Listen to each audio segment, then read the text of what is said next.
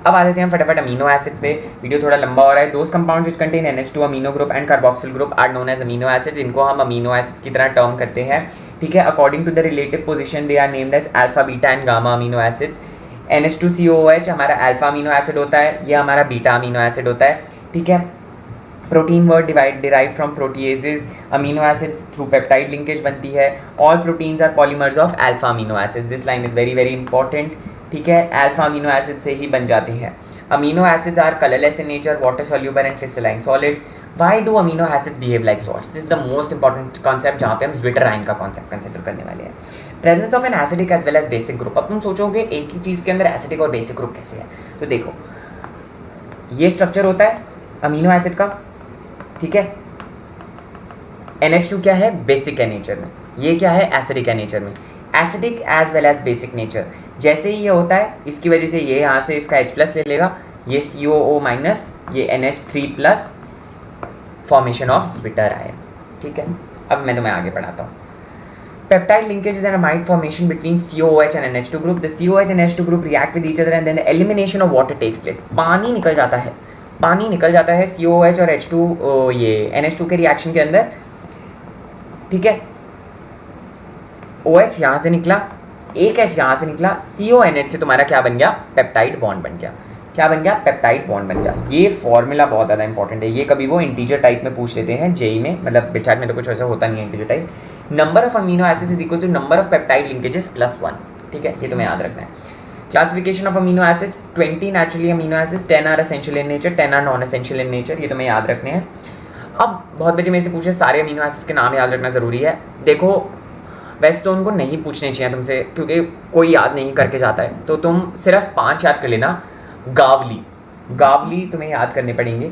Glycine, alanine, valine, leucine, isoleucine, ये 5 तुम्हें by heart याद होने चाहिए हैं, ठीक है। ये तुम्हें याद रखना इंपॉर्टेंट है। ये 5 बहुत इंपॉर्टेंट है क्योंकि इन्हीं के अराउंड सारे क्वेश्चंस फ्रेम किए जाते हैं। तो ये मैं तुम्हें कह रहा हूँ एनसीईआरटी के अंदर सारे स्ट्रक्चर्स दे रखे हैं, वहाँ से तुम याद कर सकते हो। अब हमारे पास 2 टाइप के अमीनो एसिड्स होते हैं। एक होते हैं एसेंशियल अमीनो एसिड्स, एक होते हैं non essential amino acids. Non essential amino acids वो होते हैं which are synthesized inside the body.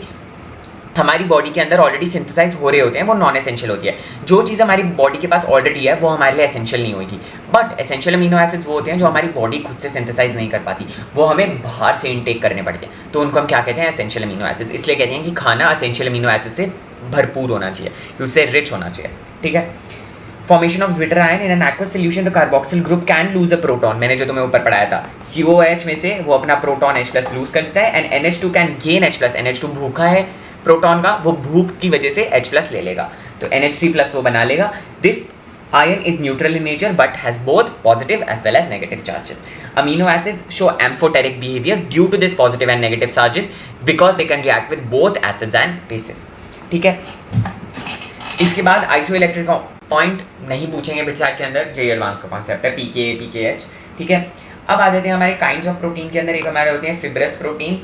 When the polypeptide chain run parallel to each other and are held together by hydrogen and disulphide linkages. ये बहुत important है, याद रखना। क्या बोला मैंने? Hydrogen and disulphide linkages. जब ऐसी 2 लिंकेजेस प्रेजेंट होती हैं उसको हम क्या कहते हैं? Fibrous protein. अगर हाइड्रोजन बॉन्ड तुम्हें पता है बहुत ज़्यादा स्ट्रॉन्ग बॉन्ड होता है तो इनसॉल्युबल इन वाटर होगा। एग्जाम्पल्स तुम्हें याद रखने हैं keratin and myosin in muscles and in hair, ठीक है। एंड ग्लोबुलर प्रोटीन होते हैं the structure form when chain is polypeptide coiled around to give spherical shape. These are soluble in water and इनको हम इंसुलिन एंड एल्ब्यूमिन्स कहते हैं। Insulin तुम्हें पता है हमारी पैनक्रियाज रिलीज करती है, मतलब वो ब्लड में सोल्यूबल होना चाहिए। और ब्लड हमारा किससे? मोस्ट ऑफ द वाटर से बना होता है, तो हमारे वाटर के अंदर वो सोल्यूबल होना चाहिए। नहीं तो अगर इंसुलिन सोल्यूबल नहीं होएगा तो बॉडी का ब्लड शुगर लेवल कंट्रोल नहीं हो पाएगा, ओके। डीनेचरेशन ऑफ प्रोटीन्स, जब हम प्रोटीन को ज़्यादा हीट कर देते हैं या उसका 3D स्ट्रक्चर हम मेनली टर्शरी स्ट्रक्चर हम उसका डिस्ट्रॉय कर देते हैं तो उसको हम डीनेचरेशन ऑफ प्रोटीन्स कहते हैं। ग्लोबुलर अनफोल्ड, हेलिक्स अनकॉइल्ड या कुछ और बायोलॉजिकल एक्टिविटी की वजह से हो सकता है। During denaturation of secondary and tertiary structure are destroyed but the primary structure remains the same. Primary structure क्या होता है? Sequence of amino acids. Secondary structures alpha sheets and beta helix structure, sorry beta pleated sheets and alpha helix structure. And tertiary structure हमारा 3D structure होता है, ठीक है। Secondary और tertiary structure destroy हो जाते हैं but sequence of amino acids हमेशा कभी नहीं चेंज होते। वो तब चेंज होते हैं जब तुम्हारे RNA के अंदर कोई दिक्कत आ जाती है, क्योंकि RNA कोड करते हैं कोडोन्स के लिए। तो अगर आरएनए के अंदर दिक्कत आए तभी तुम्हारा प्राइमरी स्ट्रक्चर चेंज होता है, नहीं तो प्राइमरी स्ट्रक्चर कभी नहीं चेंज होता है। कोगुलेशन ऑफ एग वाइट या कर्लिंग ऑफ मिल्क, तुम्हें याद रखना है, दूध का फटना।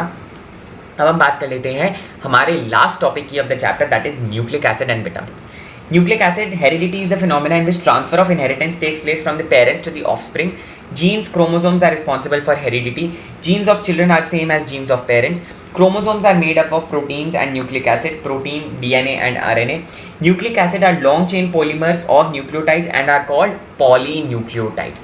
Nucleic acids किससे बने होते हैं? न्यूक्लियोटाइड्स से बने होते हैं, न्यूक्लियोसाइड्स से नहीं बने होते। अब ये बहुत बच्चों को दिक्कत होती है, न्यूक्लियोटाइड्स वर्सेस न्यूक्लियोसाइड्स। मैं ये इसलिए इतने अच्छे से समझ सकता हूँ कि मैं 1 साल पहले से निकला और अभी हमारे फर्स्ट ईयर में भी था बायो के अंदर, ठीक है।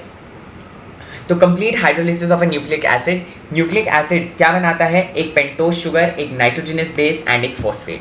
अब जब ये तीनों चीज़ें एक साथ होती हैं इसको हम क्या कहते हैं? एक न्यूक्लियोटाइड कहते हैं। जब हमारा ये फॉस्फेट ग्रुप नहीं होता है तब हम उसको कहते हैं न्यूक्लियोसाइड।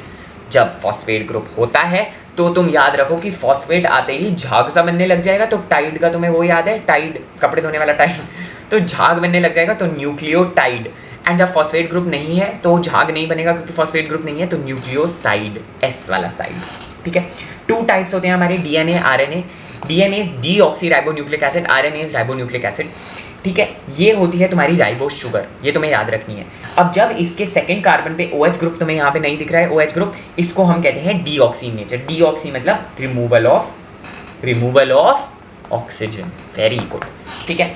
डीएनए के अंदर क्या क्या होता है? AGCT, adenine, guanine, cytosine, thymine.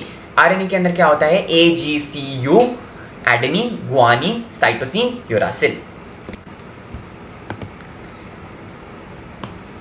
अब हम बात कर लेते हैं हमारे नाइट्रोजनस बेसिस के बारे में। नाइट्रोजनस बेसिस कितने टाइप के होंगे? Purines and पिरिमिडीन्स।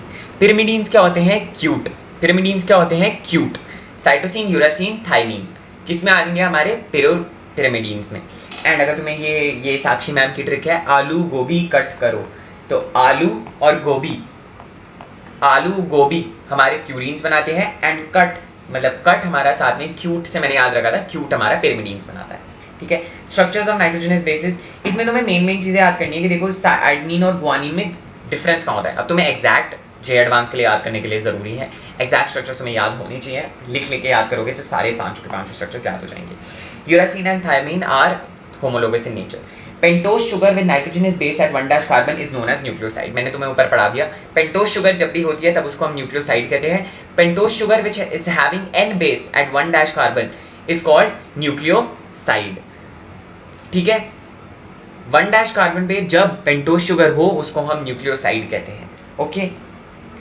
एंड जब उसी 1' कार्बन के 5' कार्बन पे एक फॉस्फेट अटैच हो जाए, फॉस्फेट मतलब झाग आ गई, तो उसको हम क्या कहते हैं? न्यूक्लियोटाइड कहते हैं। आई थिंक अब लोग तुम अभी न्यूक्लियोसाइड न्यूक्लियोटाइड में कभी नहीं कंफ्यूज होने वाले, मैंने बहुत अच्छे से पढ़ाया है, ठीक है।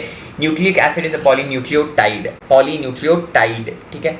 फॉस्फोडाइस्टर लिंकेज क्या होती है? This is used to connect the nucleotides together. This linkage is in between the 5th carbon of one nucleotide and the 3rd carbon of अलग न्यूक्लियोटाइड। पोजीशंस याद रखना बहुत बहुत बहुत इंपॉर्टेंट है, सब कुछ चेंज हो जाता है, तुम्हारे डीएनए का स्ट्रक्चर चेंज हो जाएगा तो पोजीशंस गलत कर दोगे। अगर ये 2 की 4 हुई तो बंदे जिंदा नहीं रह पाते, उनको डिजीज हो जाती हैं, जेनेटिक डिजीजेस।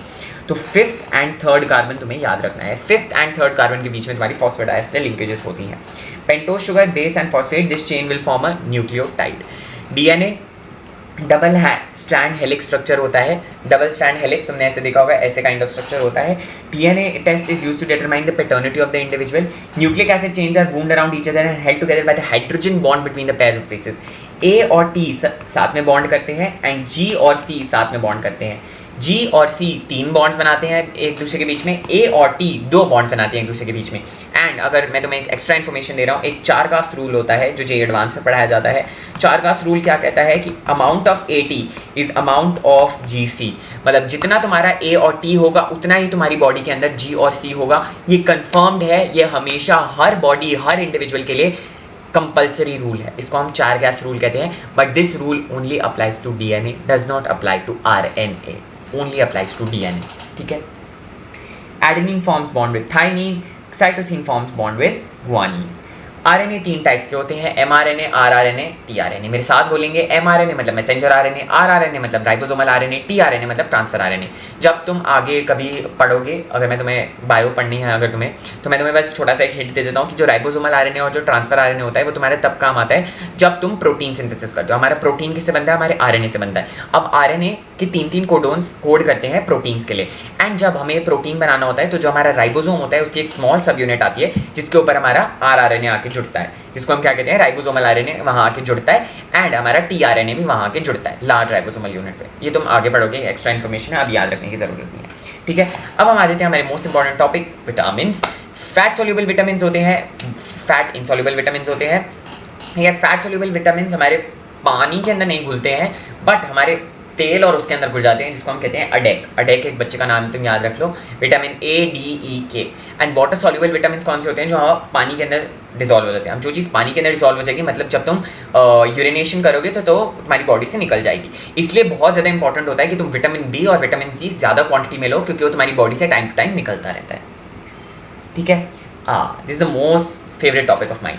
विटामिन तुम्हें सारे याद करने हैं, विटामिन ए, विटामिन बी। अब ये नाम याद रखना, ये मेरे बिटसैट में आया था, थायमीन पूछते हैं, वो नहीं पूछेंगे वो कि विटामिन B1, वो पूछेंगे थायमीन क्या है, राइबोफ्लेविन क्या है। ये table most important table. Vitamin B6 pyridoxine, vitamin B6 pyridoxine, ठीक है। ये और इसके साथ साथ तुम्हें डेफिशिएंसी डिजीजेज याद रखना बहुत इंपॉर्टेंट है। विटामिन ए से होता है जेरोथैल्मिया, B1 से होता है बेरीबेरी, B2 से होता है चिलियोसिस, विटामिन B6 से होते हैं कलवंजल्स, विटामिन B12 से होता है पेरिनीशियस एनीमिया, विटामिन सी से होता है स्कर्वी, विटामिन डी से होता है रिकेट्स, विटामिन ई से होती है increase fragility of RBCs, and vitamin D से तुम्हारी होती है ब्लड क्लॉटिंग टाइम में इंक्रीज। ये सब तुम्हें याद रखना है, एंड इसी के साथ तुम्हारा चैप्टर होता है finish. Thanks for watching the video, we'll be meeting once again, till then bye bye.